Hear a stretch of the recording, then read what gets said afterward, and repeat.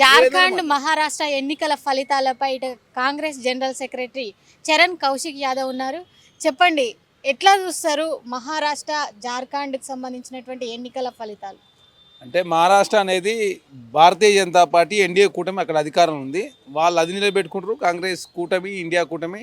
జార్ఖండ్లో already JMM Congress కూటమి అధికారులు ఉంది కాబట్టి అది మరొకసారి రిపీట్ అయింది తప్ప ఇక్కడ భారతీయ జనతా పార్టీ ఏంటంటే ప్రధానంగా మహారాష్ట్రలో రకరకాల ఇష్యూలు ఉన్నప్పటికీ రైతులంతా కూడా పెద్ద ఎత్తున అధిక ధరలతోటి ఇబ్బంది పడు, గిట్టుబాటు ధర లభిస్తలేదని, రైతు సంక్షోభం ఉన్నది. అదే కాకుండా రైతు ఆత్మహత్యలో భారతదేశం నెంబర్ 1 ఉన్నప్పటికీ కూడా మతం అనే ఒక ఆధారంగా మాత్రమే ఎలక్షన్ జరిగినాయి కాబట్టి మత సెంటిమెంట్ తోటి ప్రధానంగా మహారాష్ట్ర ప్రజలంతా ఆ మత్తులోకి వెళ్ళిపోయి భారతీయ జనతా పార్టీ గెలిపించినది చాలా స్పష్టంగా కనపడతా ఉంది.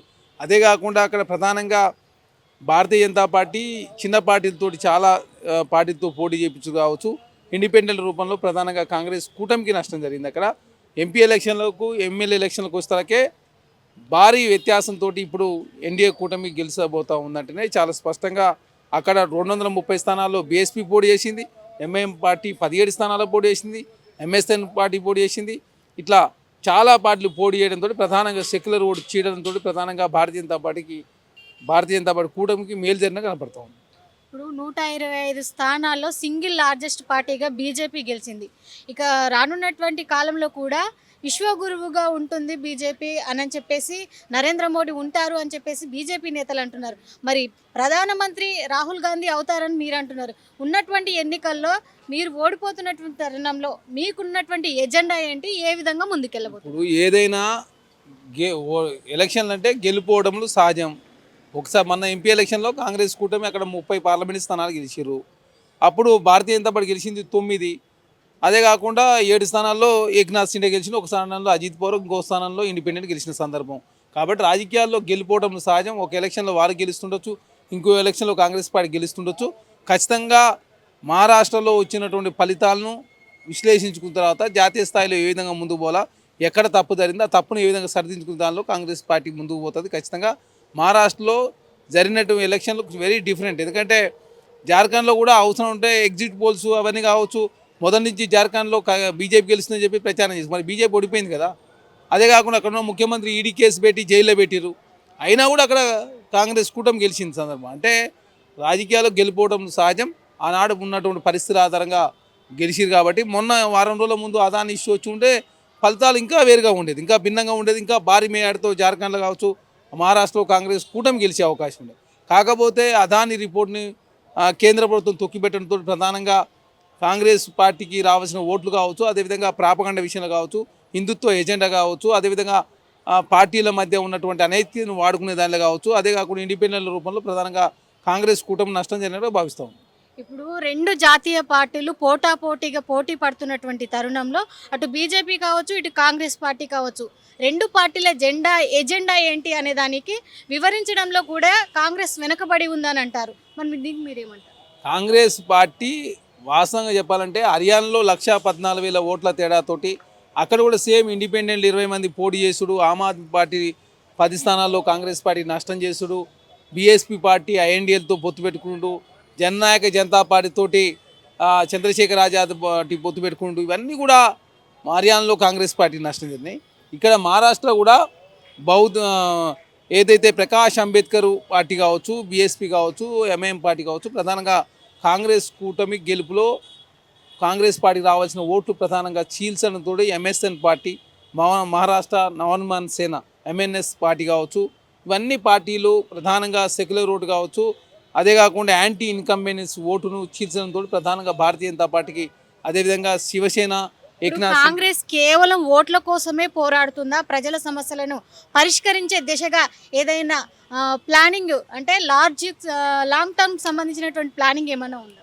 కాంగ్రెస్ పార్టీ ప్రజా సమస్యల మీద అనునిత్యం పోరాటం చేస్తుంటుంది. కాంగ్రెస్ పార్టీ, భారతీయ జనతా పార్టీ ఓట్ల కోసం ఓట్లను ఏ విధంగా రాబట్టుకోవాలా, ఏ విధంగా పార్టీని గెలిచాలా, ఏ విధంగా ఇండిపెండెంట్ పోటీ చేయాలా, ఏ విధంగా మతాన్ని రెచ్చగొట్టి ఏ విధంగా ఓట్లు ఇప్పించుకునే దానిలో మాత్రమే భారతీయ జనతా పార్టీ సక్సెస్ అవుతూ ఉంది.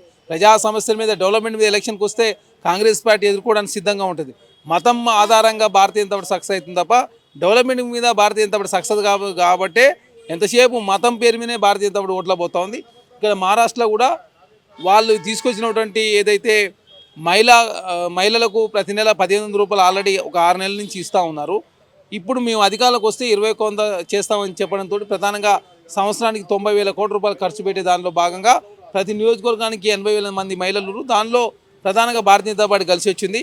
ఇక్కడ మతం ఫ్యాక్టర్ కావచ్చు, పార్టీల మధ్య ఉన్నటువంటి అనైక్యత కావచ్చు, అదే కాకుండా చిన్న చితక పార్టీలను కూడా ఓటు చీల్చడంతో ప్రధానంగా భారతీయ జనతా పార్టీ మేలు జరిగింది తప్ప భారతీయ జనతా పార్టీ డెవలప్మెంట్ మీద ఎలక్షన్లు పోతే అప్పుడు కాంగ్రెస్ పార్టీ ఈజీగా ఎదుర్కొనే అవకాశం ఉంది. కానీ మతం ఆధారంగా ఎలక్షన్ పోవడంతో కాంగ్రెస్ పార్టీకి నష్టం జరుగుతుంది. ఇప్పుడు కాంగ్రెస్లో మతం అనేది ఒక మాట లేదంటారా? మరి దాని చాటునే అసలు ఇక్కడ ముఖ్యమంత్రి రేవంత్ రెడ్డి కావచ్చు, సహా మంత్రులు కావచ్చు, ప్రజలకు ఏం దెప్పదలుచుకున్నారు? ఎందుకంటే ముఖ్యమంత్రి ప్రచారం చేసినటువంటి చోట కూడా ఓడిపోయినటువంటి పరిస్థితి ఉంది మహారాష్ట్రలో. ఆ ప్రభావం మళ్ళీ తెలంగాణలో సంస్థాగత ఎన్నికల్లో పడే అవకాశం ఉందా? ఇప్పుడు తెలంగాణకు వచ్చి ప్రధానమంత్రి నరేంద్ర మోడీ ప్రచారం చేసిన భారతీయ జనతా పార్టీకి 8 స్థానాలు వచ్చినాయి.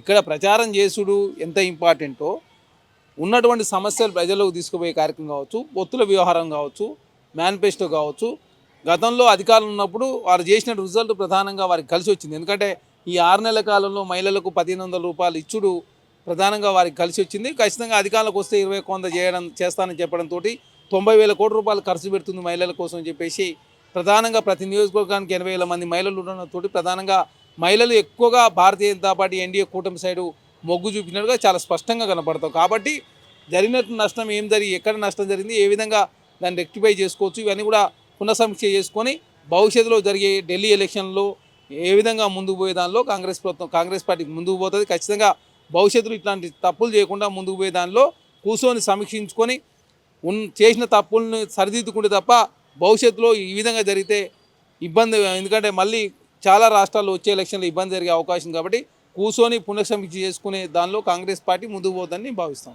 ఇప్పుడు ఓవరాల్గా తెలంగాణలో కాంగ్రెస్ ఎట్లా ఉండబోతుంది? సంస్థాగత ఎన్నికలకు సంబంధించి కూడా అటు బీజేపీకి సంబంధించి కావచ్చు, ఇటు కాంగ్రెస్ సంబంధించి కావచ్చు, బీఆర్ఎస్ సంబంధించి కావచ్చు, పార్టీలకు సంబంధించినటువంటి ఎమ్మెల్యేల మార్పు ఉంటుంది. ఆ ప్రభావం కూడా ఎన్నికల్లో ఉండబోతోంది. కాంగ్రెస్కు కనీసం గెలిచే స్థానాలు తక్కువ అని చెప్పేసి ఒక వినికిడి ఇప్పుడు మహారాష్ట్రలో ఎన్సీపీని శివసేన గెలిస్తేనే ప్రజలు ఎన్డీఏ కూటమికి ఓట్లేసారు. అసలైన పార్టీలు స్థాపించినటువంటి శరద్ పవార్ గారిని చూడలేదు, ఉద్ధవ్ ఠాక్రే గారిని చూడకుండా ఏకంగా పార్టీ జీల్చుకొని పోయి తప్పు చేసిన వ్యక్తులనే ప్రజలు గెలిపిస్తారంటే తెలంగాణ రాష్ట్రంలో అలాంటిది ఏముండదు. తెలంగాణ రాష్ట్రంలో కాంగ్రెస్ ప్రభుత్వం ఇచ్చిన మాట ప్రకారం ప్రజలకు ఇచ్చిన మాట నిలుపుకునే ప్రయత్నంలో భాగంగా రైతులను, మహిళలను, నిరుద్యోగులను కాపాడుకునే ప్రయత్నం కాంగ్రెస్ ప్రభుత్వం చేస్తూ ఉంది. అదే కాకుండా సమగ్ర కుటుంబ సర్వే కూడా జరుగుతూ ఉంది. ఆ రిజల్ట్ కూడా త్వరలో వచ్చిన తర్వాత లోకల్ బాడీ ఎలక్షన్లు బీసీలకు 42% రిజర్వేషన్ ఇచ్చి ఖచ్చితంగా ఇచ్చిన మాట ప్రకారం మాట కట్టుబడి ఉండాలని చెప్పి కాంగ్రెస్ పార్టీ భావిస్తూ ఉంది. ఆ దిశగానే అడుగులు పడతా ఉన్నాయి. ఖచ్చితంగా తెలంగాణ రాష్ట్రంలో కాంగ్రెస్ పార్టీకి వచ్చిన డోకా ఏం లేదు. ఖచ్చితంగా లోకల్ బాడీ ఎలక్షన్లు ఎప్పుడు వచ్చినా కూడా భారీ స్థానాల్లో కాంగ్రెస్ పార్టీ గెలవబోతూ ఉంది. అదే కాకుండా ఇక్కడ ప్రధానంగా కాంగ్రెస్ పార్టీ ఒక 3 లక్ష్యాలతో ముందుకు పోతూ ఉంది. ఎందుకంటే నీళ్లు, నిధులు, నియామకాలు, అస్తిత్వ ప్రజాస్వామ్యం ఉండాలని చెప్పి కాంగ్రెస్ పార్టీ కోరుకొని 5 లక్షల కోసం పనిచేస్తూ ఉంది. దానిలో భాగంగా ఆల్రెడీ 2 లక్షలు అయిపోయినాయి, ఇంకా 3 లక్షలు ఉన్నాయి. దానిలో భాగంగా మూసిని పునర్జీవింపజేసే కార్యక్రమం కావచ్చు, హైడ్రా కావచ్చు, అదే కాకుండా 4th సిటీ కావచ్చు, RRR కావచ్చు, ఇవన్నీ కూడా ఖచ్చితంగా ఎలక్షన్లో పూర్తి చేసినట్లయితే వచ్చే ఎలక్షన్లో BRS party Bharatiya Janata party deposit రావు. కాబట్టి ప్రాథమిక దశలో దాటుకునే ప్రయత్నం వారు చేస్తూ ఉన్నారు. ఆర్థిక పరిస్థితి బాగాలేకున్నప్పుడు కూడా రాష్ట్ర ప్రభుత్వం మంచి ప్రజారంజక పాలన అందిస్తుందని చెప్పి ప్రజలంతా కూడా చర్చించుకుంటూ ఉన్నారు. భారతీయ జనతా పార్టీ ఎంతసేపు మతం ముసుగులు రాజకీయం చేసే ప్రయత్నం వారు చేస్తూ ఉన్నారు. ఖచ్చితంగా తెలంగాణ రాష్ట్రంలో ఎప్పుడు ఎలక్షన్ జరిగినా డెవలప్మెంట్ ఓరియంటెడ్ మాత్రమే ఎలక్షన్లు నిర్వహించే దానిలో కాంగ్రెస్ ప్రభుత్వం ముందుకు పోతుంది. లోకల్ బాడీ ఎన్నికల్లో మాత్రం తప్పకుండా కాంగ్రెస్ అత్యంత మెజార్టీతో గెలుస్తుంది. అదేవిధంగా మతం ముసుగులో మాత్రమే బీజేపీ ప్రచారం చేస్తుంది. ఇక వచ్చేటువంటి సంస్థాగత ఎన్నికల్లో అటు బీఆర్ఎస్ కావచ్చు, అటు బీజేపీకి కావచ్చు ఓటమి తప్పది అంటున్నారు జనరల్ సెక్రటరీ